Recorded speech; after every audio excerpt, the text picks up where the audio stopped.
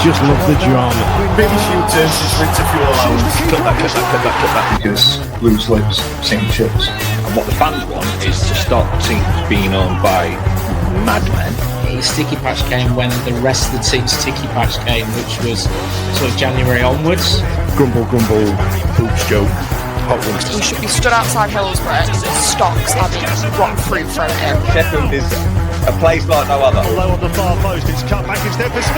Oh, a sensational goal! The Wednesday week! Put on your podcast! Hello, good evening, and welcome to another episode of the Wednesday Week. Football is back. Well, specifically Championship football is back in Sheffield Wednesday. We're back in action on Sunday in the afternoon kickoff against newly relegated Leicester City. One of those random fixtures that pops up every now and again. Joining me tonight, I've got Ash, John and Charlie to talk about that. But first, we've got another list of nonsense that's gone off in the world of Sheffield Wednesday before we get to there. And it's not, Ash, it's not like Stevie, but he's done us like 10 pages to carry us through about 20 minutes of this podcast. Not like him to talk it out, is it? I bet he loves it at school, doesn't he, with homework? I was going to say, for somebody who's primarily busy, he gets a lot done, doesn't he? I wish I had a job like his, but I've just realised what time of year it is. You know what I mean? He should be lesson planning, shouldn't he? Let's see if this level of homework continues when it hits about the second week in September. But anyway, Chaz, you all right? How was your weekend? Went to see some alpacas and got boshed up, didn't you? Or I the other did, way around? yeah. Other way around, yeah. I wasn't drunk around alpacas. Yeah, it was great. The alpacas are great. It's really good. Yeah, they're so furry and you can just walk around. And now I'm trying to get my husband to buy an alpaca. I think we should get one. We should get one. They're sick. What would you call it? What would I call Alan. it? Alpaca. Oh. How sick is that? Right off the top of the bonds. That was so good. And that's why you're on the show. It's thinking on your feet like that, Chaz. Well, you can't argue with that. John, go on, Ash. You could have named it after one of the podcasters, couldn't you? I feel like there's Ash, John, Steve. You know. Yeah. I feel like there's a pun there that I don't want to pull a thread out, so I'm going to swiftly move on. John, how was your weekend? All right. Yeah, not bad at all. Yeah, caught the game in between sizing up a new car because I'm gonna have to get rid of my old Honda Civic, which I've had for quite a while. And I love Honda Civics as well. Yeah. So looking at a bigger car because we need a bigger car moving forward. So yeah, caught the game in between that. And it was bloody nice as well, wasn't it? Nice weather again. We've had some. The sun's returned. It's too hot today, though, isn't it? Yeah, it's quite warm today. It's too hot. Ash, how are you getting on in this heat? Yeah, all right. For us bigger, stout lads, shall we call it? The hot weather's not the best, is it? So keeping cool, drinking lots of water, at work. Trying to keep cool, mate. Yeah. Can't complain though. Can't even complain if it were raining all the time, won't we? So bloody nightmare. Now, as the week started Tuesday, Barry Bannon appeared on TalkSport to tell Jim White and Simon Jordan, John, why they pulled out of the Burnley game. I kind of like it. That was all right, wasn't it? Yeah, absolutely. I know better to say it how it is than captain, leader. I'm going to say it, legend Barry Bannon. He's Mr. Sheffield Wednesday, and he's been that way for years now, hasn't it? So, and fair play to him. They're sending a message. They want things resolved just as much as the fans do. Probably more because they're around those people, those poor people that are affected by it, those people that are still coming to work without being paid and stuff like that. So and sometimes they'll be turning to him for answers, and he hasn't got any. But what he can do is say, "Well, look, I've got your back. I'm in your corner, and I'm going to tell it how it is." It's a fair play to him. Yeah, I thought that took some balls, especially being the club captain. But I feel like it's what's expected of him as well. I kind of like that. Although we'll get into it, I feel like missing out on a pre-season game would do a lot for fitness levels, and I feel like we'll talk about that later on. So Bannon went on to praise the attitude of the players in training in the face of ongoing adversity, and said all the right things, didn't he, Chaz? Said all the right things. He further highlighted the plight of the non-playing staff as well. I know this is something that riles you up. It's great to hear like players referencing that because, of course, they are employees of the club as well. But the fact that they recognise that they are in an acutely privileged position compared to, just normal working people and it's great to hear him say it. It also shows like that he's not. I'd seen a couple of Twitter comments almost suggesting that he had some kind of loyalty to Transiri a little bit. A part of it started because apparently he bought his kid the new shirt. It's like he's paying his own wage by that logic. Like that, if that is true, if he actually paid for it, which I probably imagine he didn't. I mean, it's just kind of ridiculous.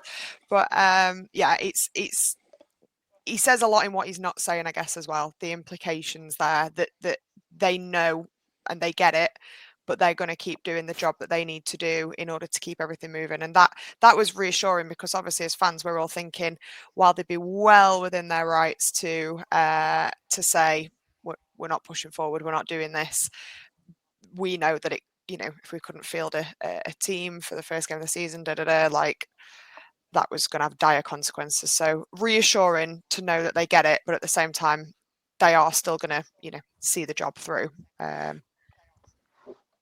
Absolutely, I agree.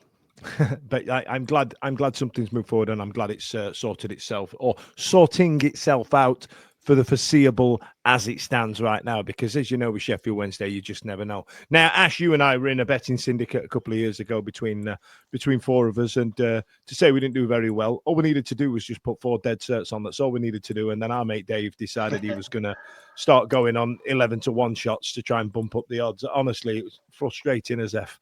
But we forgot to do Le Bon this week. We also had Tipple on, didn't we? But the bets were in. Sheffield Wednesday relegated. The club is 1-3 odds-on favourites for the drop. Ash, do you feel like that's going to be something that we need to keep an eye on? Only if you're a betting man, Dan. I think I popped. Yes, I am, yes. I did a little bit of a research a couple of days ago, and I popped a tweet out that all the popular Championship YouTubers and content creators had done their predictions for the season, and all of them had got us as 24th. So if you believe all them, and then yeah, the bookies don't often get it wrong, do they? But this is Sheffield Wednesday, and yes, we've not had a manager for God knows how many weeks. We've got a batshit crazy owner. We've not had a pre-season. We've got 14 first teamers, if you want to call them. So yeah, the odds are not looking good. But hey, we've been here before, and yeah, it's a tough ask, isn't it? We've looked at the odds. We've looked at how we've done in. I was going to say in pre-season, but you've just mentioned we cancelled probably the only meaningful pre-season game that we were going to have. It's a tough one, but look, we're going to get into it.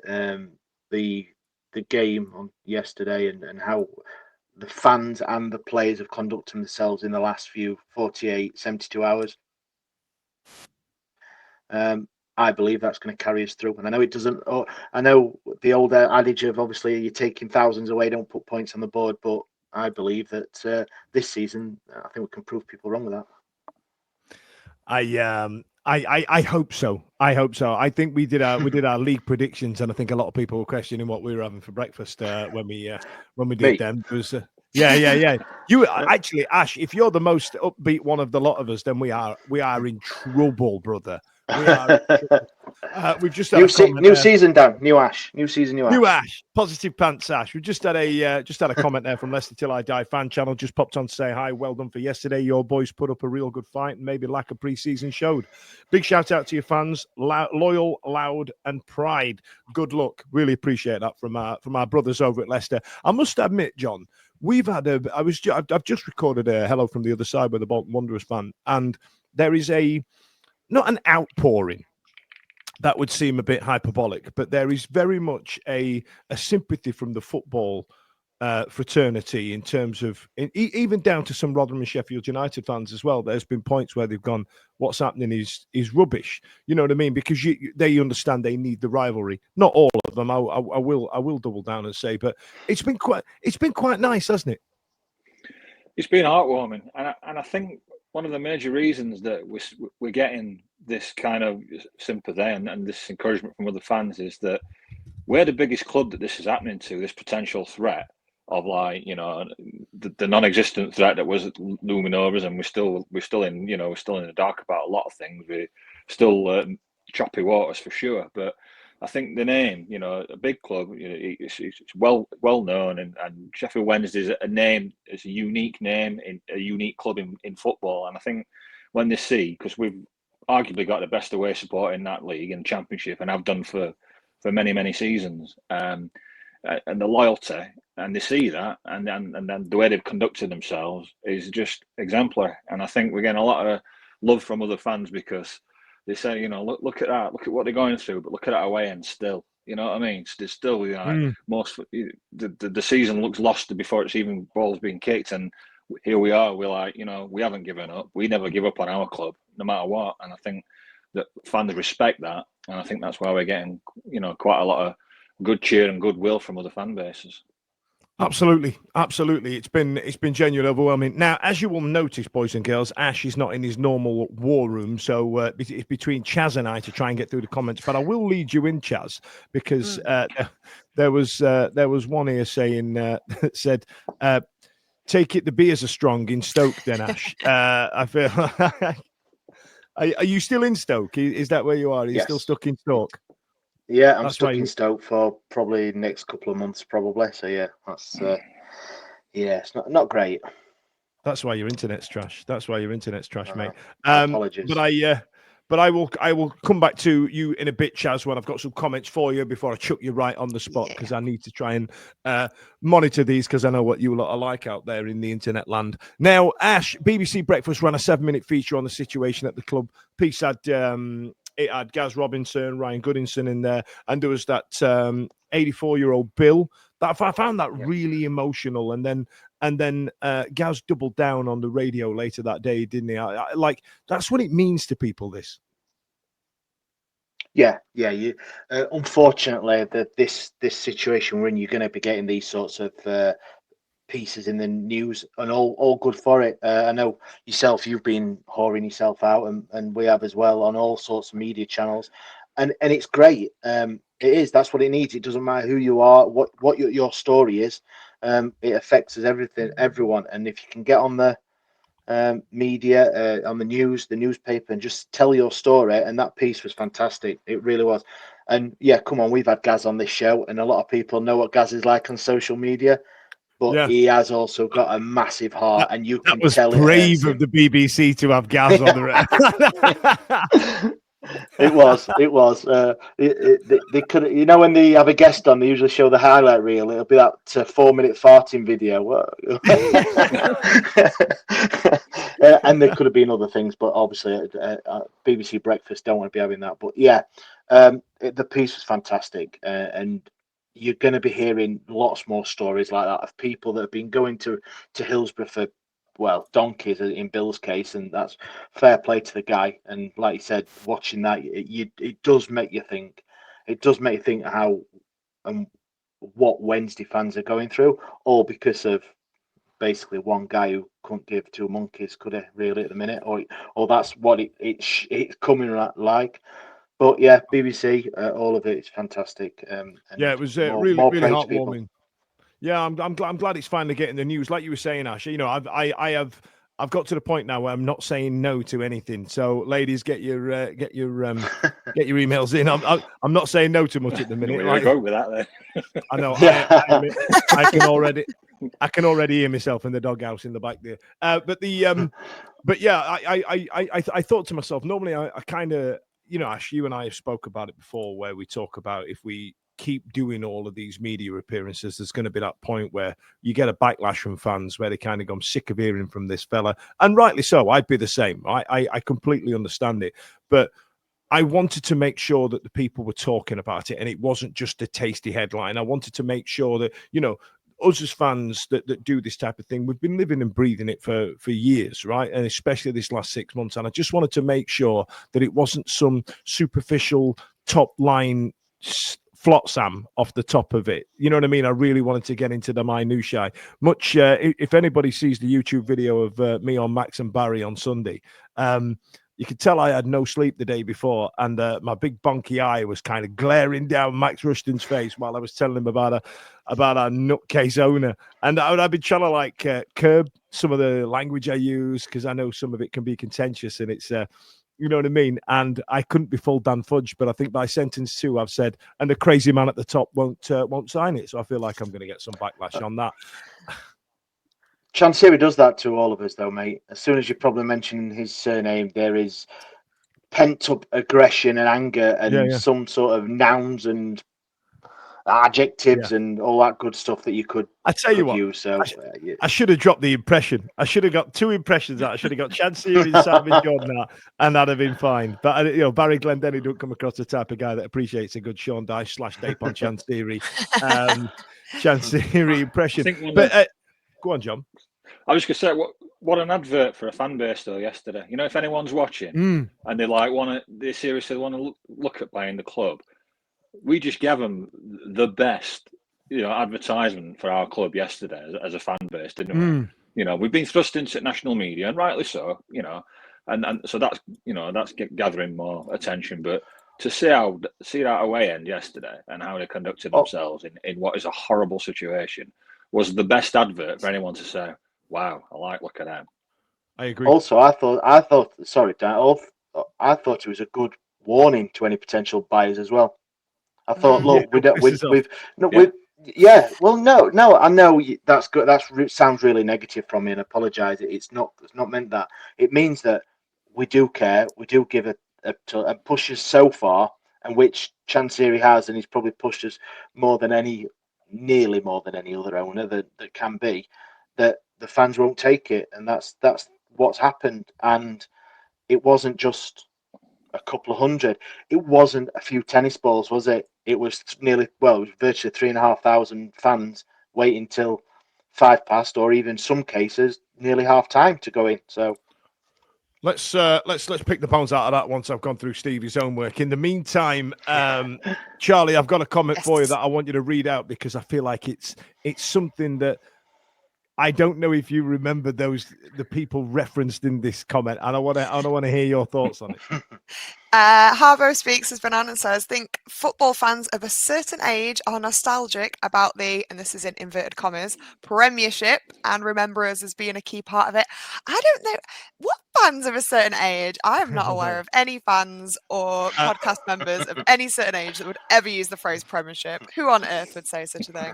I think it's a good point though. More broadly, it's not about trying to say that that being a bigger club means we couldn't possibly go under. That would be even worse than it happening to any club. But it does kind of puts the fear into every football fan. If we could go, anyone could go. If we can be in this problem, anyone can. And I think it makes a really good point.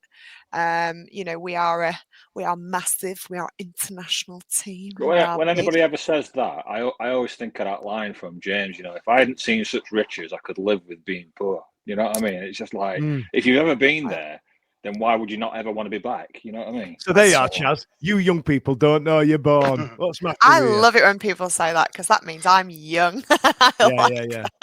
This is lies. And then on top of this, Ash, I'll let you have it, Chaz.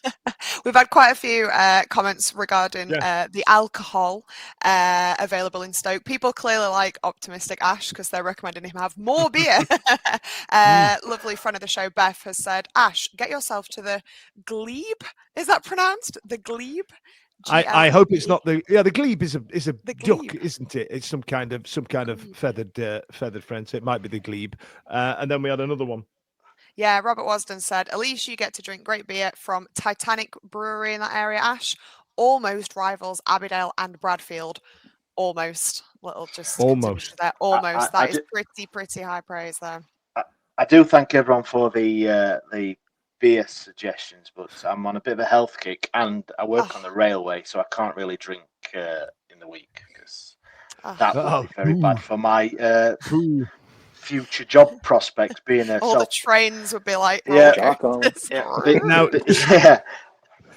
Just to pull back the curtain a little bit, Ash is in Stoke and he's recording from his phone because he's on shit hotel Wi-Fi. And so every now and again, you might see Ash try and manipulate his screen which is why Charlie's doing the comments. And Stu Williams has gone with Ash's finger is fucking terrifying, by the way. Clip that. That made me laugh. Right, here's some. Don't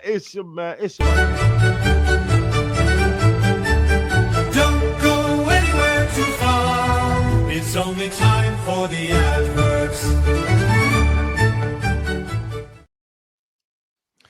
And then, based on the railway chat, there we had Timothy's gone. They might run on time, so. A man who spends a lot of time on trains. God, if I was that shit at my job, I'd have got fired years ago. Not you, Ash, just people who. Oh, thanks. Go. I know you're bit more special. That's the beauty of being self-employed. I can't fire myself. Get in. Right then, Thursday, 7th of August, Daily Mail report that the EFL are confident that the club will be in a position to honour its outstanding financial obligations. Henrik Pedersen confirms that he remains unsure whether or not Barry Bannon will be eligible to play. We all know he did. And then on Thursday, I whined on the radio more about it. And then Friday came around and there was an article from Mike McGrath that said Sheffield Wednesday in crisis. They're so broke they can't even afford sock tape. Now, that for me was incredible, but what a great example. I mean, I know it's hyperbolic as a headline, but it's just a really good example, isn't it, of this is the type of shit we're in. Yeah, embarrassingly so as well, we have to say, don't we? I mean, you can't even afford sock tape. I mean, I know we're on the chat. I put the Guardians of the Galaxy meme up where it's like, does anyone have tape? You know, a little rocket there and all that.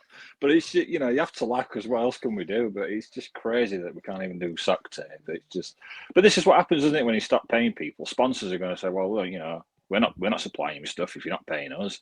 So that goes from like, you know, I'm surprised we've not had more like issues with.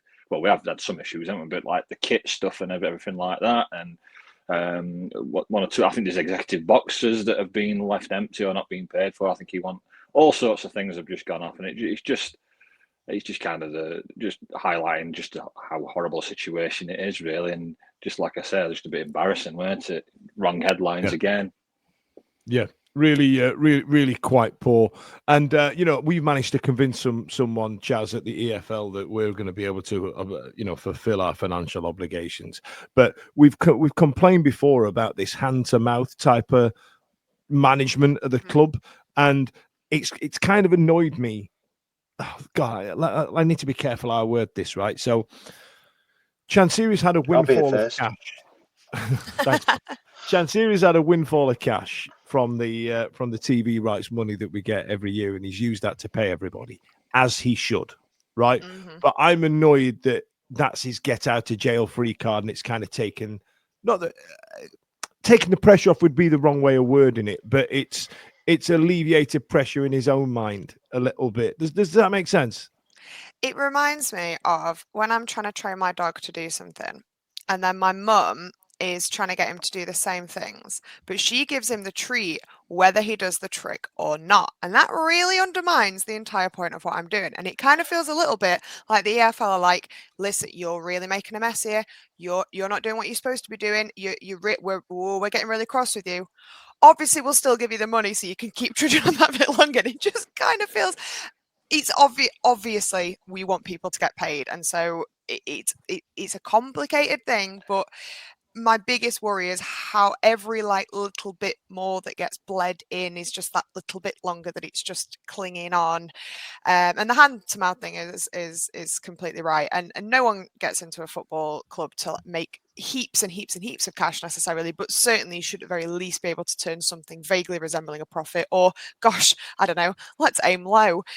Make enough to keep your costs going. I don't know what sock tape is, but I want it. If other clubs have got it, I want my players to have sock tape. I don't think that's too much to ask. Absolutely. I've bought £4,000 of the football shirts in the past few years. I think my players deserve sock tape.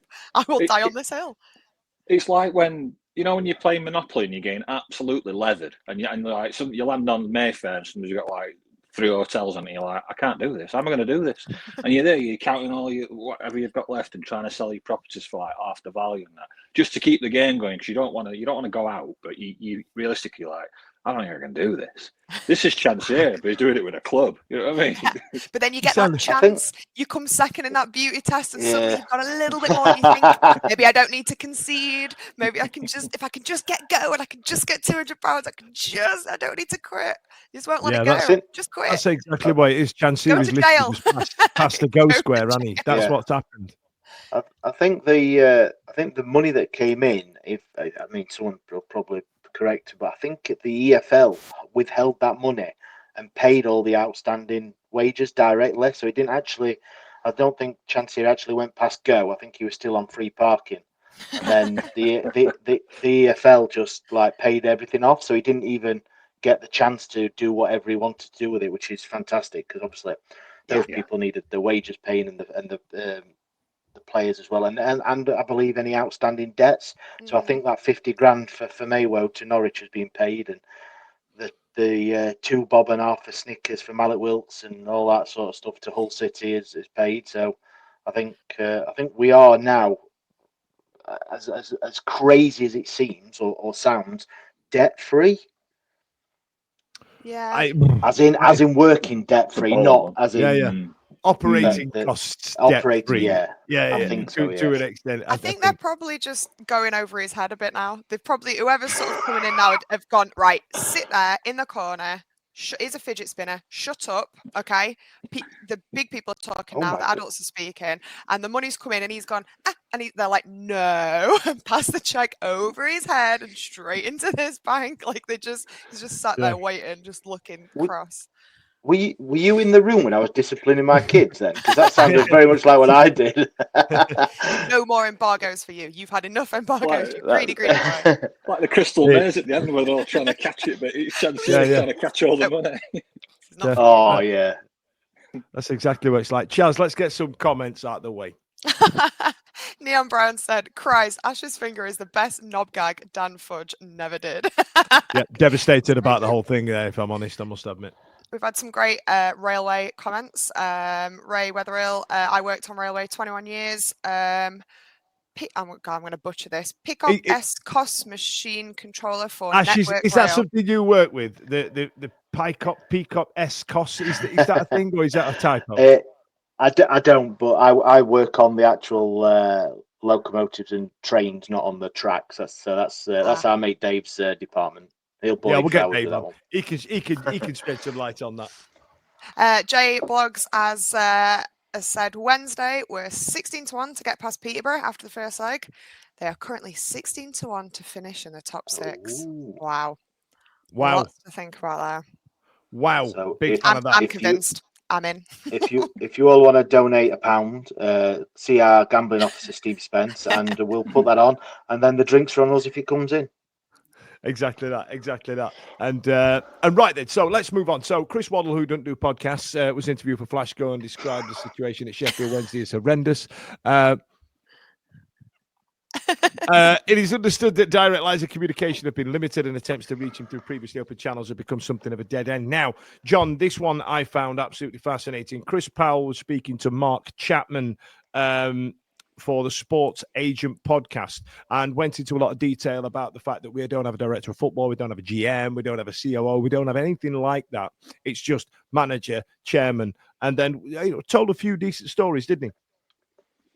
Absolutely laid bare in front of chappers who we all know from Match of the Day 2, and he just laid it all out on the table, and you could see the look on chappers' face. He was like, "Really? Is this for real?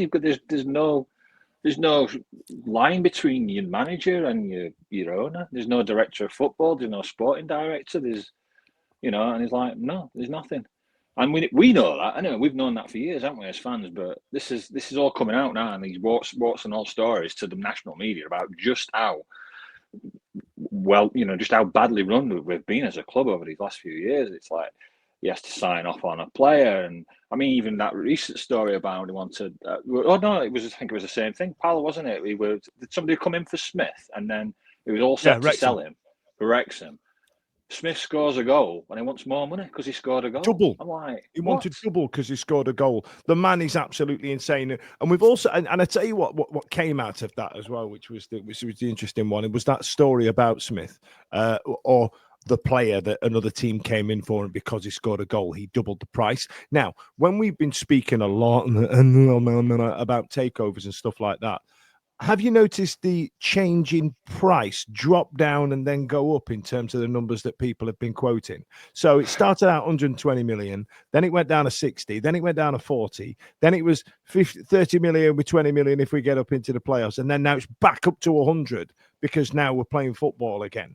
And, you know, we're in the news and stuff like that. He's absolutely off his chain, in Chaz. I mean, he's so far away from the line. The line is a dot to him.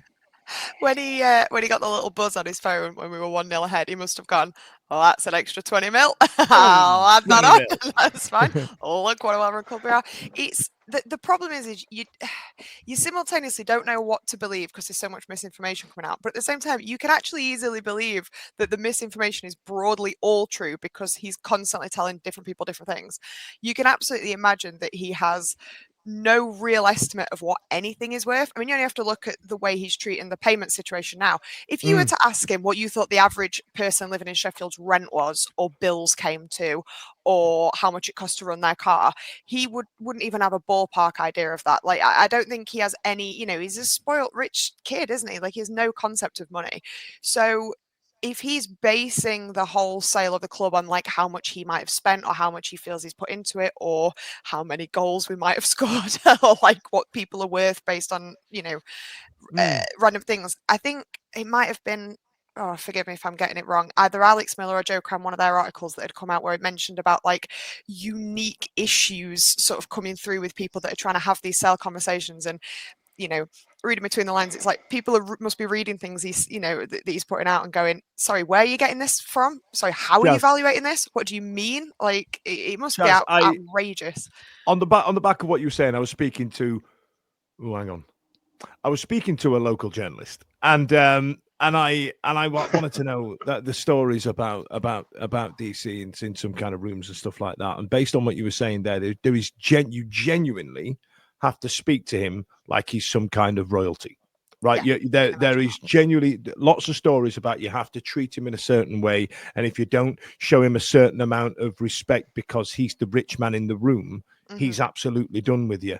Now, what kind of fucking child acts like that in this day and age? I tell you who does. The Fredo of the rich family, who's a fucking idiot. Now, apologies for turning the air blue, but that man has not earned any kudos in the business world. He's just a son of the father by chicory tip. He's just, you know what I mean? He's just the kid. He's the spoilt little brat who's had everything given to him in the world to an extent of wealth that most of us will never see in our life. And he thinks we have to speak to him in a certain way. Here's one for you. Grow up, you clown. It's a massive Is Thailand's equivalent to the Logan and Jake Paul, those brothers, but instead of going, just rich kids who don't know what to do with themselves, they're going to do like vlogs on YouTube. He goes and tries to destroy a football club, one of the oldest and most famous in the country. I'd rather him do vlogs. Now then, welcome to my YouTube channel. You know what I mean? I'd rather him do that. I'd watch that. The way he talks to people, obviously, I'm part of the EP and I've been on many hour meetings with him that have gone on till God knows what time. He's not easy to talk to. He calls people unprofessional, which is pretty much of a joke, if you ask me, with the way he's acting. He talks over you. He doesn't listen. Yes, there is the thing of English is not his first language. Of course, we know that. So it has the EP meetings are set up really, really well for that sort of thing. It's like laid out questions and all that, but the tangents and a lot of people have seen these in the fans forums where he just goes off on tangents and does really avoid asking the actual 2 lines of question that you've actually asked him, and he doesn't get to the point, and he tries to he tries to like confuse you and bore you into not actually caring what the question was. And I mean, right, listen, it's Ash, really best bad. example I can give you of that, right? Hey, listen, Channers, there's no hot water in the North Stand. Do you know what? Thanks for bringing it my attention. I'll write it down. I get a plumber in when funds allow. Cheers, Jeff. Next question. That's it. That's all we're after. But then on that front, Dan, that is probably not a question that he would answer or should answer. It should be the general manager, the stadium general manager. But it's not. It's not. It's very rare that that happens. It is. Alistair would probably start talking and say that, but he'll get overruled because we all know that what the situation is at Sheffield Wednesday. It's his way or the highway, and nowhere in between. Absolutely, it is. Absolutely, it is. I've just pressed. I now you lot out there need to be careful of what your of what some slurs you're putting in these comments, because I just nearly popped one up there. So I did well. I swerved it. I did really well. Right then, I tell you what. Let's put a pin in Chance here, because I'm absolutely done with him. But I will say, in the defence of Fredo with Slappy Gilmore, at first of Fredo, he did go to Vegas, work his arse off for no green. How you doing? Forget about it. If you've seen The Godfather, that's a hell of a reference. However, ladies and gentlemen, Championship football was back. Chaz, what were you thinking before the Leicester game? What was your prediction? For the purpose of the podcast prediction was, I think we were going to lose 2-0. I think my mental prediction was we're going to get bad 10-0. I just didn't see how we could get. Did we have any players? I was counting on my fingers to try and make sure we were getting to 11. You know, there was just something about it where I was like, God, this could be absolutely dreadful. And you don't really want to say that. Like, you don't want to look insane and predict a win, but you also don't want to look too defeatist and predict 10-0. So just plumped in the middle and went for 2-0. I think Leicester sort of had that kind of, on paper, their squad exists, and that's a one-up on them to us. But, you know, certainly the depth that they have some, and we don't have any. And I think even kind of regardless of any of the problems we've had, I think everyone would agree on paper that that it would be a challenging first game. You know, they've just come down, but that there's every reason to believe that they could go straight back up like they did not last season before. So there was a lot to think that this would be a very challenging game no matter what was going to happen. And so if you kind of add on top of that everything else going on, I was worried it was going to be a cricket score. I can't lie. I think their squad is valued at 125 million and ours was 1 million, or the cost of it. What a time. What a time. I tell you what, going through the predictions there, John, you had 4-0. Ash, you went for 2-1. You were quite optimistic. In fact, you nailed it on. Bosh. Winner, chicken dinner. I thought you'd lord that up a lot more, Ashley. You're the only one to get it right in our group there. Fair play. I am keeping my powder dry. Don't call me Stevie Spence, do you, as soon as He's all over it in here as soon as he gets a win. Now then, John, this is now starting at 11. Now, Bailey Cadamarchi, by the way, looks absolutely magnificent. Congratulations on your jeans. Did you see the size of that human being? Chaz, I'm going to allow you 10 seconds of a quick perv. Did you see him? He's like 12. What's wrong with you? Sweet child of mine. Congratulations on your jeans. But we had Charles, Valerie Palmer, Iofa, Otabeo, Emlo, Chalobah, Ingleson, Bannon, J-Lo, and Cadamarchi. It looks like one of those end of season squads that when the injuries kick in and stuff like that. But that is a threadbare squad. I mean, look at the subs here. So we had Stretch, Johnson, Shakira, Fuziri, Shipston, Fernandez, Kabatsky, McNeil, and Ugbo. Oh God, I only recognise about 4 of those names as well. That's probably the best starting 11 we could have put out, given who's still left at the club, right? Yeah. Very, very limited on what we could do. Set up 5-3-2. I think even formation may have played a part in it, just to get numbers in. I love that kit, by the way, as well. I know it's got some stick because of the line through the L and all that lot, but just to see the old L back filled my heart with joy. It really did. But yeah, I don't know those players. I didn't even know we'd got a player called Stretch. Last time I heard that name was Fantastic Four. I mean, Stretch Armstrong, weren't it? No, he decided to call himself Mr. Fantastic, which is one of the most self-indulgent things I've ever heard. Joy, it's like me calling this the Dan Fudge Show. You know what I mean? I'm Mr. Fantastic, but we're called the Fantastic Four. Yeah, shut your mouth. thing. You know what I mean? Who does that? Pedro Pascal shakes fist. Grumble. What are we talking about? Chaz, you like kits. Talk about this fucking monstrosity. Right. The sponsor is vile. I hate the sponsor. Sponsor's It's awful. bad enough that it's a crap shit thing to be sponsored by, but that bogey green is so minging. It's so high up. Like, it's who has the sponsor nipple level? I mean, that is just absolutely insane. Bannon looks like he wishes he was dead in this particular shot. Like, he's just like, God, I wish. Yeah. I like the shirt, thank God, because I'm one of the idiots that Pre-ordered it. You have to like it. I don't love the word art, but I think out of all the minging word art shirts, it's by far the least offensive. I love the stripes. I love the collar. I love the badge, other than the placement being a bit off. I actually think as well, without the sponsor, it looks fabulous. And I think on the pitch, it looks amazing. Yeah, Tim Wymark's just made a really good point. I hope my pre-ordered one came without the sponsor. If mine comes with a sponsor, oh my goodness, I will have a breakdown. Hello, Tom Burton. Yeah. We'll get Tom Burton on it. DHK. We'll get Tom Burton. I think it is horrendous. I've got to say, the owl. Yes, we've been waiting for 10, 12 years now to get that owl back on the Wednesday shirt, and they decide to stick it on that monstrosity. Absolute horrendous, mate. Look, I don't understand. I get the pinstripe. I get the silver shimmery type effort. I don't understand why they've put the word art in. I've got a theory that I think that it was a lastminute.com thing. I think in September, they took the money for the shirt at 70 quid, 65 quid, whatever it was.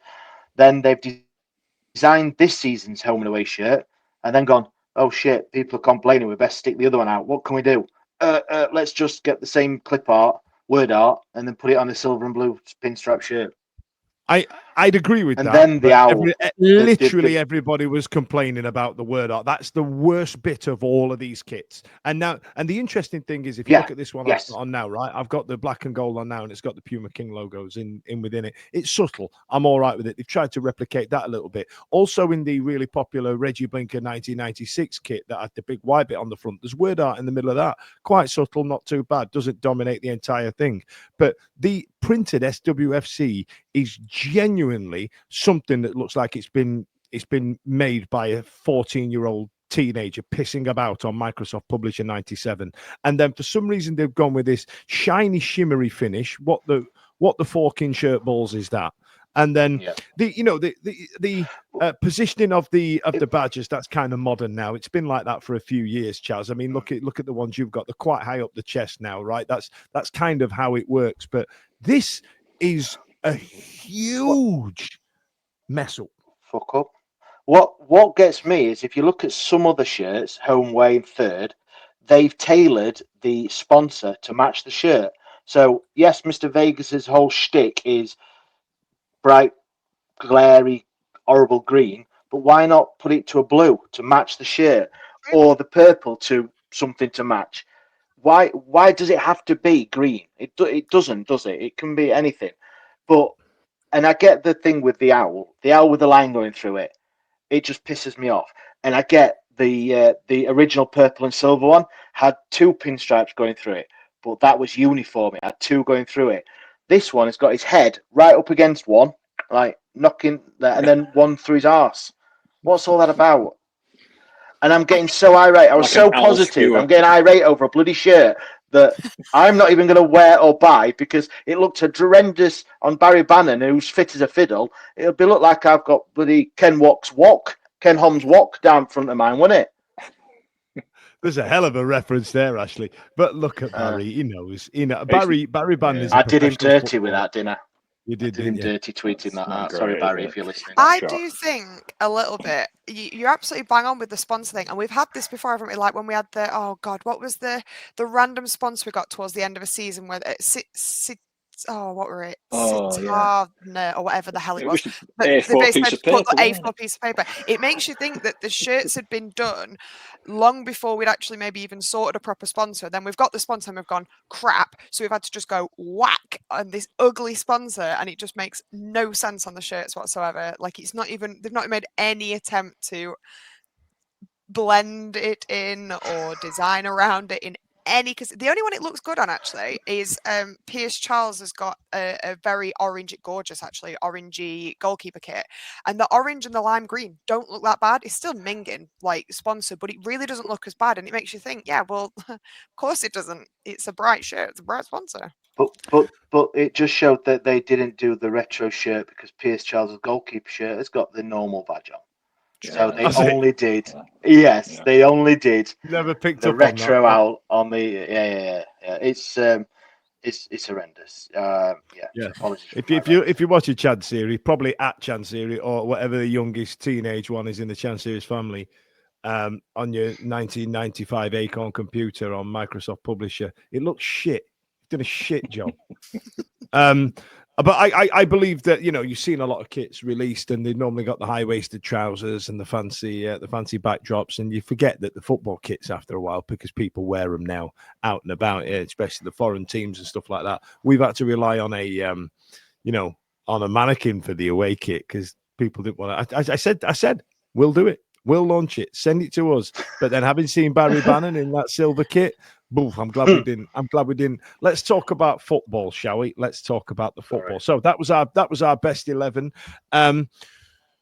Protest started. We had the protest, didn't we? Ash, do you want to talk about the protest? So we had. Let me get this right. Off-field matters. Let me get this up. Stevie's sent me 7 pages of bloody.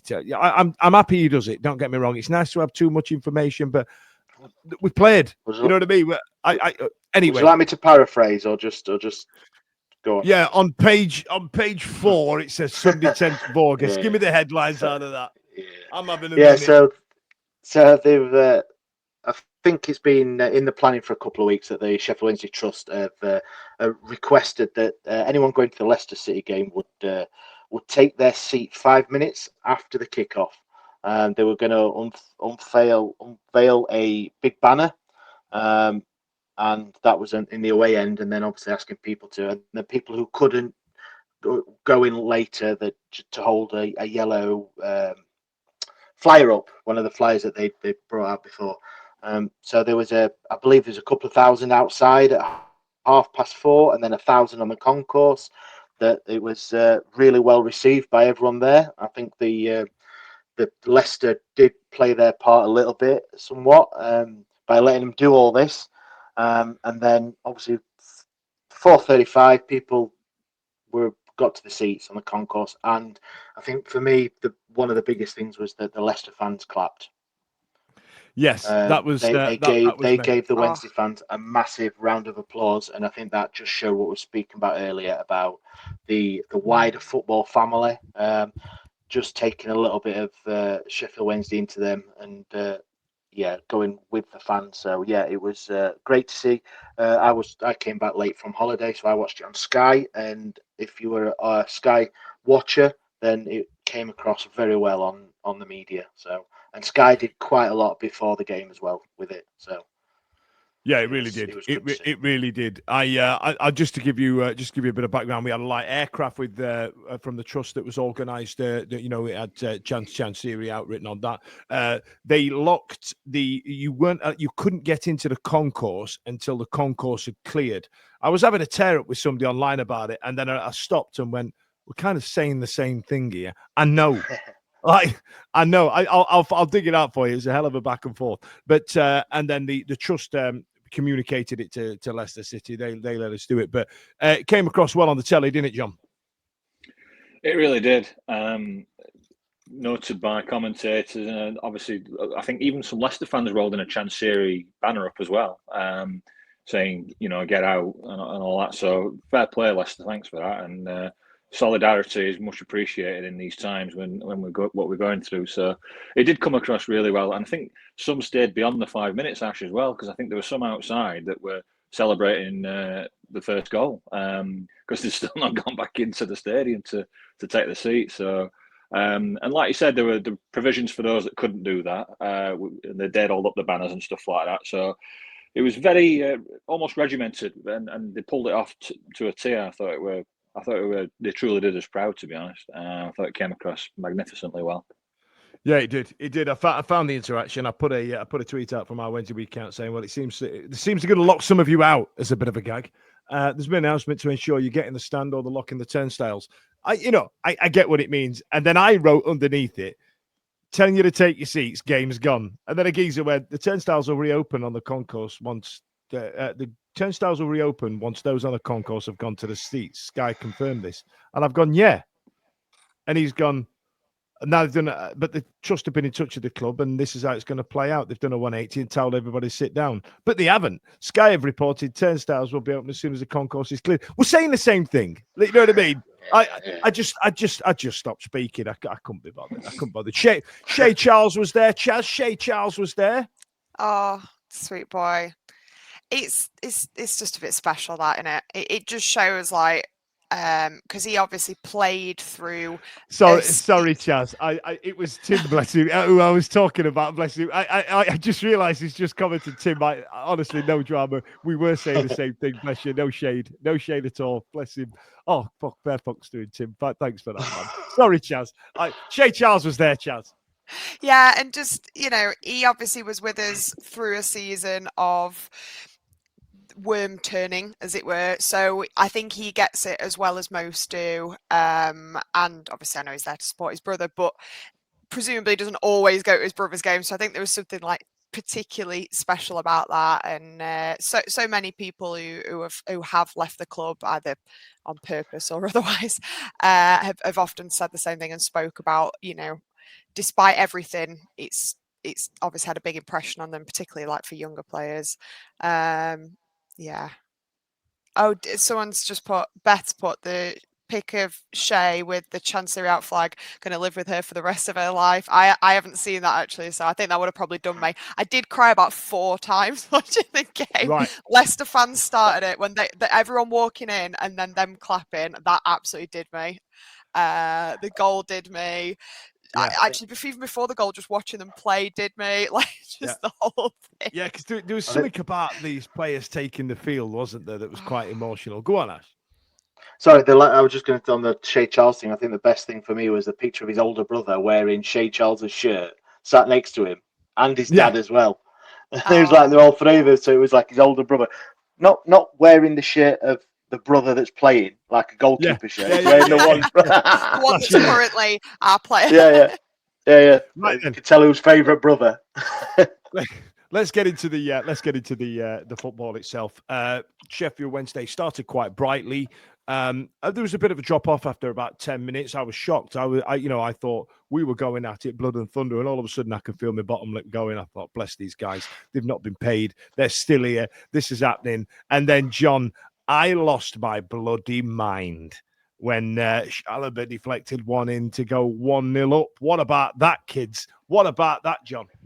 Oh, honestly, like you say, the game's kicking off, and I thought, my heart sank as soon as they kicked off from the centre circle. I thought, this is just going to be a barrage of absolute, one-way traffic. We're going to be absolutely under the cosh, trying to keep the score down.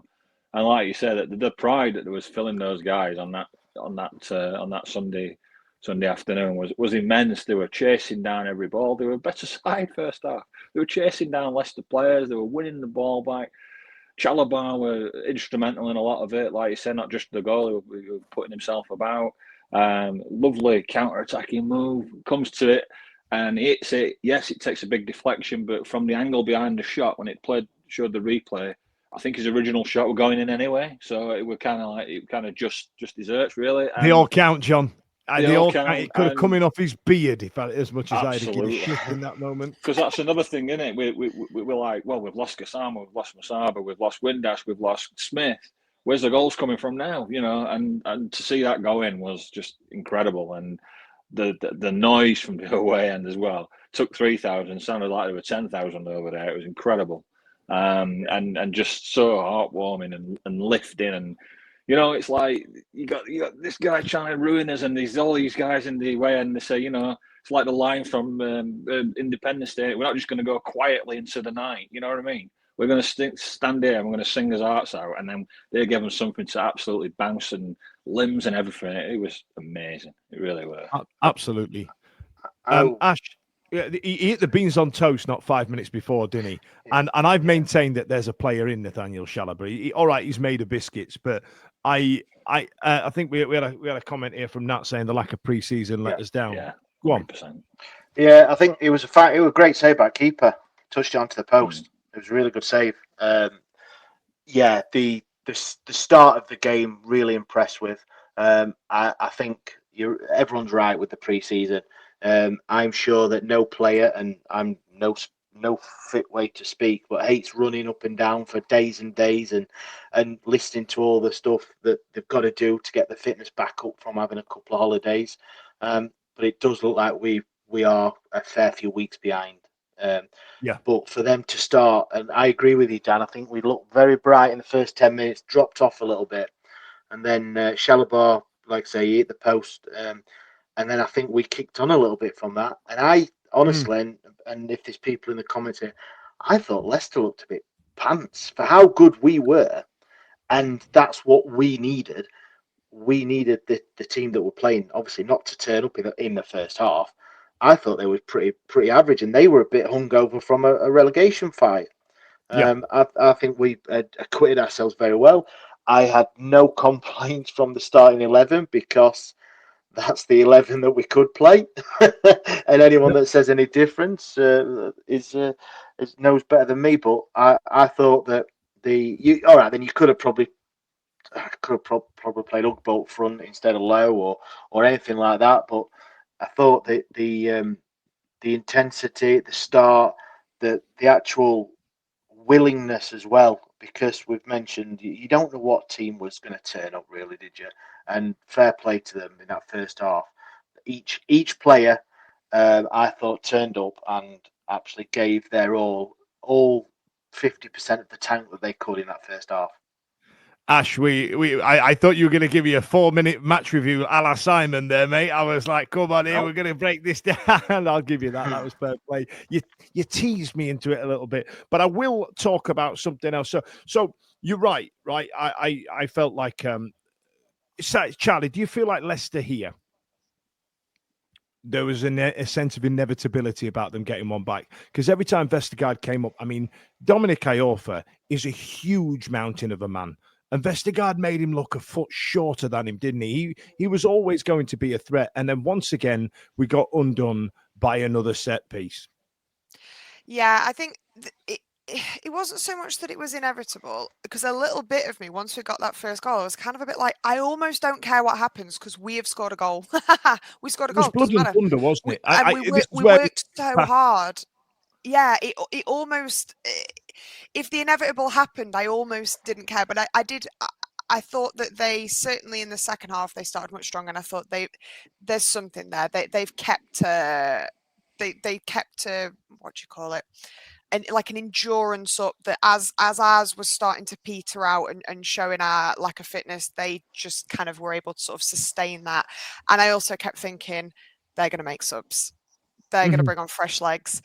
That was maybe my only criticism, perhaps, of sort of Pedersen's kind of management of that. Is I think could have brought some subs on earlier. I appreciate we're not bringing on the big guns in the same way that Leicester were, but I think we could have freshened up, particularly given that we know we haven't had that pre-season. But overall, it was, we got undone by a set piece. Of course we did.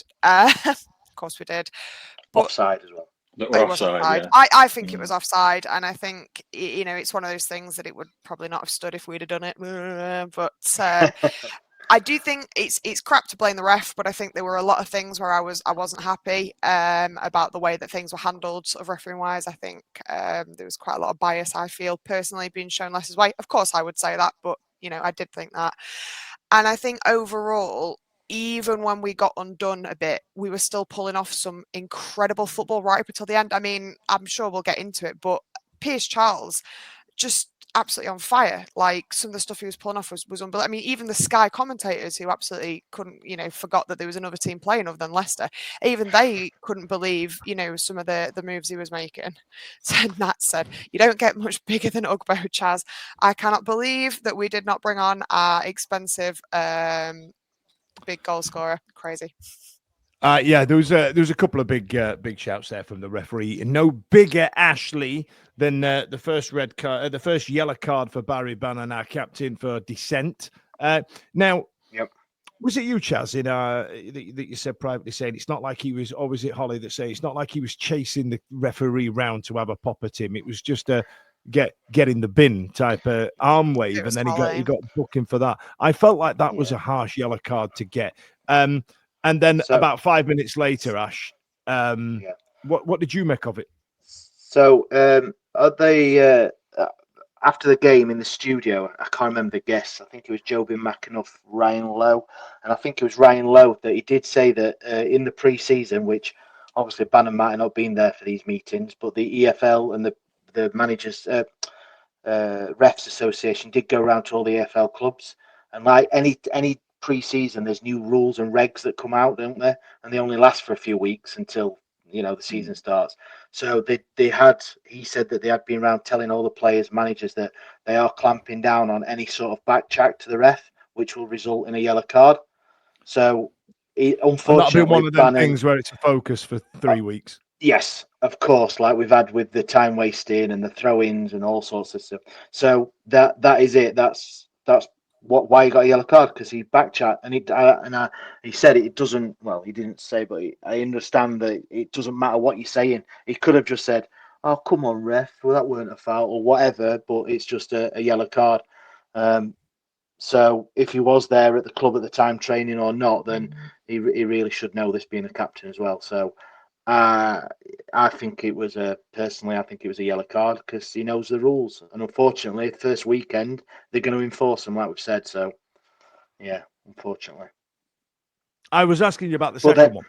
Yeah. Well, I'm getting onto it, but then again, he's got a yellow card and he does something absolutely embarrassing like that. Why? He's on a yellow card. He knows the first weekend there's going to be something. So if he gets the ball, but then he goes over the man with his studs up. So you can't get away with that. So Ash, unfortunately, you've led me into it perfectly. Hot topic. Was that harsh on Barry Bannon getting a second yellow for that? It's very clear, given the screen grabs, he did win the ball, or was he booked for the follow through? Charlie, what do you reckon?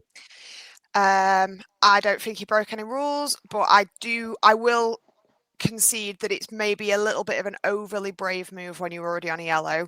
But I don't think it was a bad challenge, and I think it's very unfair to get penalised. I think Holly made a really good point in our chat where it's like, he's been penalised because he got to the ball first. Like, that's how it felt. They both basically sort of did the same thing, and he got penalised because he got there first. Very unfortunate, I think. Very unfortunate. Probably shouldn't have done it, but he didn't really do anything wrong. It's not a yellow for me. John? No, I mean, what are we doing here? Are we turning it into basketball, making it a non-contact sport? Should we just put vests on and put the goals out into the car park and put nets up and start playing basketball? Because, I mean, where's the physicality in football anymore? You're just going to destroy a 50-50. You're just going to eliminate them from the game. People are going to be like, what's the point? Even if I win the ball, if I catch the man slightly, I'm going to get booked. I mean, for me, I just don't think it's a yellow. I think it's a fine art tackling, and yeah, you can argue the merits of him going for it being on a yellow, but he won the ball. And there's momentum. You can't stop your momentum once you've gone. It's a sliding tackle. Your momentum is going to carry you even on a dry pitch. So, and it's probably watered anyway. To me, it's just he's won the ball, but the momentum's carried him through. He caught the man, and refs just been too easy for ref. Well, I agree with Charlie. It'd been suspect most of the game, and it was just too easy for him to just pull a yellow out and send him off, and that ruined the game. That absolutely ruined the game. That and probably after 60 minutes we were gassed, weren't we? So to be gassed and then down to 10 men after 60 minutes, game over. Yeah, game over. We'd also lost. We'd also lost Yeah, one of the fullbacks as well. at this Valerie. point. Yeah, Well, and I don't think the Bannon sending off lost us the game. I will say that. I think we were gassing, and they were just turning it a little bit, and obviously it didn't help. But I wouldn't. I think it was reckless from Bannon, but I don't think he cost us the game. We've got one here thought- saying from Adam Bishop saying that the ref lost control of the game. I feel like there's an element of that as well. Like, we were under the cosh now for this last half an hour. You guys are right. We were blowing after an hour. We didn't have the depth in the team. We'd lost a couple of decent players in Hillsborough and Valerie. Valerie looked like it was a nasty one. He was down for a while, much to the chagrin of the Leicester fans that voiced their opinion loud on the television. He's speaking loud on the television as well. The Sheffield Wednesday fans singing the I don't care about Deafening. It's very clear that Sky TV don't know the lyrics to that song. That was quite funny to listen to. But then at the end of the game, it did turn into and I kind of agree with Ash at some point that it had a sense of inevitability about it. But it was the way it was, Chaz, in the fact that Wout Faze is fucking rubbish. Mm-hmm. His celebration was so embarrassing. Like, I know he was celebrating to like his own fans, but it was that like he almost did a bit of a Windass-esque, like I think he did like the kind of like how could you ever doubt us? It's like, to be fair, they spent the first 45 or so minutes watching you lose to a team that almost doesn't exist. Like the fact that you're giving it that. Spent the last season. What? Are you kidding me? It took you that long. Just spent the last season watching him shit the bed with his Titus Bramble level of defending that he's got. Unbelievable. And then he sat there giving it the beans on toast to his own fans. I'd have been like, bin lad, get in the bin. Against our little baby Pierce Charles. Absolute well done, he's 11. Like, meme. Like, are they unhappy with him, Made him Ash? cry, have you? Is there an element of that they're unhappy with him, Ash? Yeah, they think the Leicester fans aren't happy with him. How he performed last season. It was he's on quite a bit of money, and he's just not. I think he wants to get out as well. So he didn't play. Well, he didn't start, did he? But he came on for the other centre half who Kadamatri battered, didn't he, in the first half? Yeah. It was a gut wrencher. But John, you must have taken a serious amount of pride. I had a lot of pride in the fans first and foremost. That the noise coming through the television was absolutely incredible, and annoyingly, because I was on the radio station that Ash has banned me from talking about, I couldn't go to the game on Sunday, so I picked one showbiz in front of that, and I sat there thinking, I should have gone to that thing. It's like when Oasis tickets went up for sale and I didn't bother. And I'm sat there now going, should have gone to that. Should have had a pop at that. I mean, that, big proud of the fans, proud of the team. I mean, have you come away from that game, John, thinking 2 points dropped, or I'm still really proud? It's better than what I expected. 100%. If I do cut out, guys, I'm having a bit of internet problems, but I'll start anyway. And 100% really filled me with lots of pride, lots of hope as well. And I know it's a long season, another 45 league games to go and push your cups and all that sort of stuff. But I did not expect that whatsoever. I expected like a attack versus defense training session. That was my expectations for that game. I thought it was going to be a horrible watch. And to see the fight and the pride and the desire to show everybody that we, under difficult circumstances, we're still going to give it us all, and we're going to make them fans proud. And boy, did they do that! It was tremendous. I think as legs had gone by 60 minutes, there were a lot of players down with cramp and stuff, and that's a consequence of the turmoil we've had and not having a proper pre-season. But yeah, I think Pedersen can be absolutely proud of that performance. And one or two sliding doors moments, the offside goal. We've talked about the sending off. Who knows what it might have got? But the thing is, they're bringing Harry Winks on at half time to change the game. What can we do? We're bringing kids on, aren't we? Do you know what I mean? So. We brought on Sean Fuseri, mate. Sean Fuseri, well, I actually quite liked. I thought he was all right. But we had a comment here from Jay Blow. Hillsborough and Valerie injuries killed us. Palmer had to switch sides. Kabatsky isn't a left wing back. There was a point, Chaz, during the game where we were going to make a double substitution when Kabatsky came on, and we stood up McNeil, and then sat him back down again. Did you see this? And then there was a bit where Pedersen had to speak to Charlie McNeil at the end, where who again is in glorious shape. He's had him in the gym. They've been in the gym this summer. Look at this. That is a That child. is a weird picture overall. Can I just say, there's a lot at happening in that picture. Cadamartre's doing that. For some reason, Pedersen looks like he's about to kill him. I don't know why. Yeah. That's just a very weird picture. He looked quite miffed, didn't he, to kind of get stood down, which I suppose you would be. You finally might actually get to make a bit of an impact in a team, and you think, screw it, it's as much my chance as anyone's. And then it was like, never mind. I don't know. But that's kind of nice. It seems like he, wants to play. We've not yet seen enough, I guess, of Pedersen's decision making to call it. And as far as I'm concerned, he can do no wrong to a certain extent. Like any of them, the players, the manager, it's like they all get absolute free passes for me until we get sold, and then the minute we get sold, probably game over. But up until that point, they're all angels and can do no wrong as far as I'm concerned. Tell you what, Chaz, that little point and sneer there, that absolutely put the shits up me. I can't. I don't like that. I don't like that. Go on, Ash, wrap it up. It was, I agree with Charlie. I think it's very harsh to judge any of the players really on that performance, because I thought, starting with the team, fantastic. Yes, I put down only a 2-1 loss because that's what I thought. I didn't think it'd be a hammering like Holly had put 6-1, I think she put. But I was very, very, very, very impressed and proud of the guys. And it's not very often you're going to say that on a 2-1 loss, are you? But I was. I think they acquitted themselves under very, very difficult circumstances. I think they did very well. And I think, and I'm going to say this, I think that was a lot down to the fans. I think absolutely. The fans, the old adage of 12th man or whatever it was very much evident yesterday. And I know it doesn't mean much coming from me, but I want to put a big thank out to 3,500 Wednesday fans that went, because I think that was fantastic. Because for all the shit that the players have had and the staff on and off the pitch, you guys have gone through it as well, haven't you? So I think to still turn up 3,500, and a lot of you missed the first half, and the goal being outside is fantastic. So I think from that, I am slightly more happier with things on the pitch.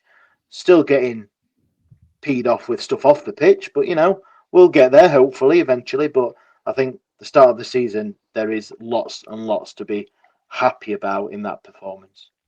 Absolutely, there is. Now, so Sheffield Wednesday came out 2-1 losers from a late goal by terrible Titus Bramble level defender Wout Faes. And we dug deep, and it was a hell of a blood and guts performance with a couple of injuries. So stay tuned for that. Coming up on Wednesday, we've got Bolton Wanderers in the League Cup away at the Checks Notes Tough Sheet Stadium. Did really well. That's not what it's called. It's called the Tough Sheet Stadium. It sounds like something that Sillick Bang. Well, hang on. What was Paolo One Sheet? What was One Sheet does plenty? One Sheet does plenty. Bounty. There you are. Sounds, that's their metal development. You know what I mean? Company arm of the company. We could do it in plain up front, couldn't we? One Sheet. They are. John got in there before you. So coming up on Wednesday, don't forget, tomorrow morning we will be releasing the Hello from the Other Side. I caught up with Ryan from the Trotters Chatter, which is a very difficult thing to say. Also in the news, there was some noise around John Texter getting himself a financier, getting himself somebody who knows the money and the business, called Keith Harris, not that one. In order to try and purchase Sheffield Wednesday. I'm reticent to talk about it because I don't want to keep giving it airtime, because I feel like it's easy things to say, and I like that it's being carried out not in the public like it was with Adam Shaw, and so that's rumbling on the background. We've had some solid headlines around it, and it looks like Chansiri is up for selling. Let's hope he doesn't over promote the club. In the interim, does anybody have any other business? The only thing, we've got a couple of things that our gambling officer has put in. So we are doing an FPL this season. So look out for our socials. The code will be going out probably later tonight or tomorrow. And also have we partnered with Tipple, Dan? Oh, we're doing a little bit with them, aren't we? Which is a new app for like a Super 6, but not, as Stevie put it. So basically, you just go on the app, join our Wednesday week pod league, and tip yourself against all us podcasters and other listeners and friends of the show. Just pick 6 results. You don't even have to do the scoreline. It's just who wins or who draws. 6 of them each week, and you get so many points. So sign up for that. I think we've got over 30 in there at the minute, so that's pretty decent. Great. And yeah, just there's no prizes or anything, but it doesn't cost you anything. It's freebie. Free. It's a freebie. It's lovely stuff. Ladies and gents, thanks a lot for joining us tonight. Don't forget to, like I said, tomorrow morning at 7 a.m, we're going to be doing Hello from the Other Side. That's on Tuesday. Then on Wednesday, we're playing Bolton Wanderers. And then on Thursday, it's the EFL Fan Network show on TalkSport 2. In the interim, see you later. Every week, live from 8 p.m. It's the Wednesday week. Bringing you football analysis. They said we'll win the league next season. Bringing you banter. I don't think anybody wants to listen to my boring anecdotes. Why not? You've been doing it for 4 years on this show. I should not have said that. I should not have said that. This show's like you're mental. No, I'm not. Clip that. Bringing you terrible impressions. Wibble, wobble, wibble, wobble, Cyber Jordan. Hey, pay your bills. I don't know where these jokes are coming from. Available on all social medias. Obviously, this goes out on YouTube and as well as all the other social media out there for podcasts, etc. The award-winning Wednesday week. Join us. Put on your podcast.